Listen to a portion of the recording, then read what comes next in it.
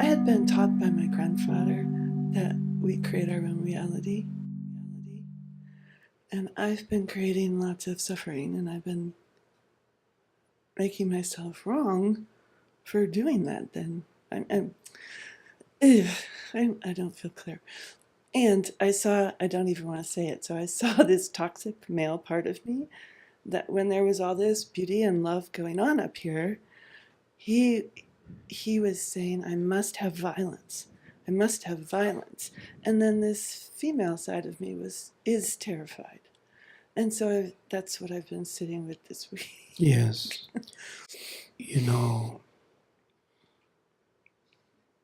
this idea, first of all, that you create your reality, everything is well intentioned. The intention of everything in its absolute roots is well intentioned. But whenever anyone stops and watches, slows down enough, gets present enough to watch the arising of thought, it becomes so blatantly obvious that you cannot find the chooser of the thought before the thought arises. Like the story, you feel angry, you are creating the anger. No one would choose to feel angry. It just arises with a felt experience that I am doing it. But the feeling of doing only arises when being present falls away. When being present, which is real, when there is remaining with this, the innocence of all things is directly felt. Now, the nature of karma is for every player in their own way. This is the challenge, this is the form of human conflict in which the protection, the armor, came out of this benevolence to soften the blow. Every player has its own version. It is not a problem, but it is the work. So these feelings, they are all innocent. What is aware of their innocence is free of them. It all comes to be unraveled, and that's exactly what happens when they are simply seen. Every player is a pawn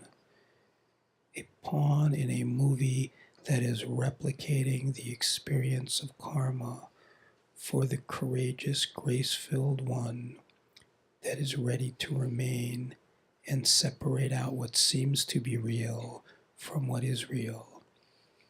And the thing about teaching like this is it is not about believing what I say, ever.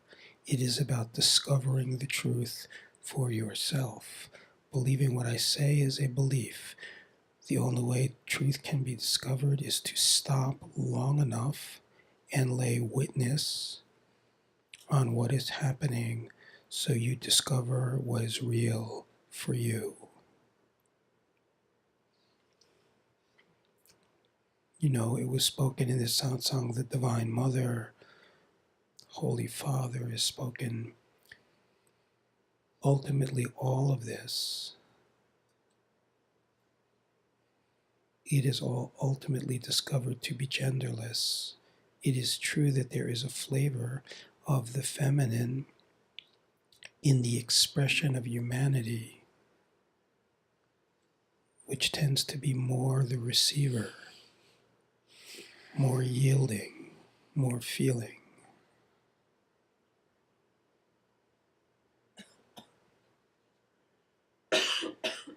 And then there is the male energy, which is more like a Neanderthal.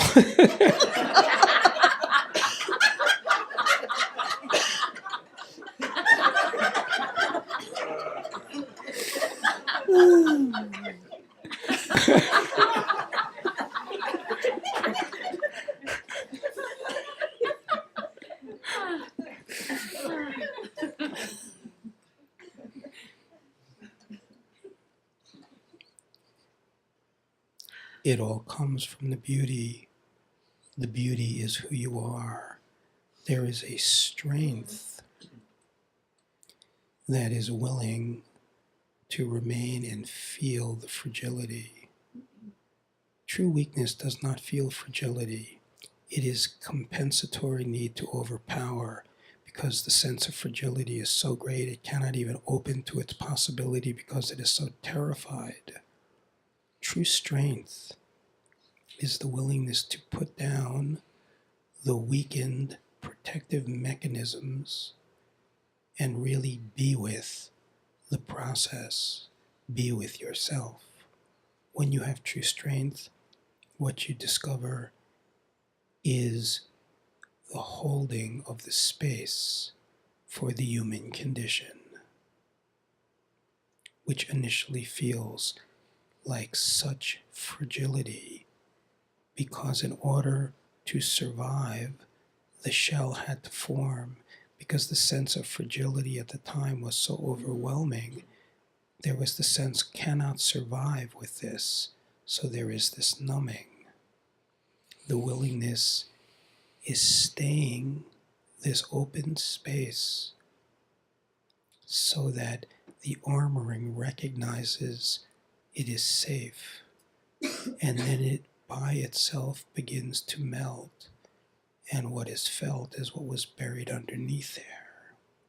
But what is called fragility, it's not fragility. It's pure strength.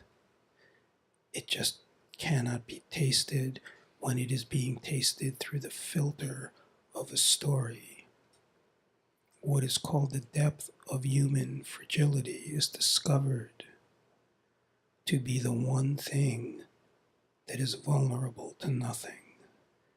It is discovered to be the heart of God. It is what was always there, was covered up by a belief of how fragile I am and all of these behaviors to keep it away. But when there is the strength to meet it, what is felt is something that was numb and dead beginning to come into life, and the mind labels it as fragile. But if you feel it, you feel that it was something dormant that is awakening. And if you meet the feeling of that, the taste of it is so tender. In the tenderness, there is the feeling of this love, this meeting that has been waiting. In its full expression, which is what happens, is that it is a love like no other, because it does not come up because things are going the ego's way. It arises because everything terrified has been met, and this alone remains, and this love and this beauty is unaffected by the play of the appearance of change. It is the doorway into the self, the heart of God, which is self-luminous inside of you and fragile or vulnerable to nothing. The death of the body cannot touch it.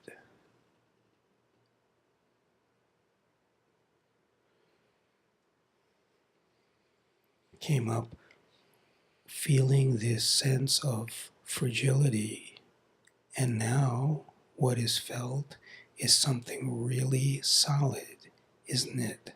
Yes, it is because there is openness. This that is felt as solid, it cannot go anywhere.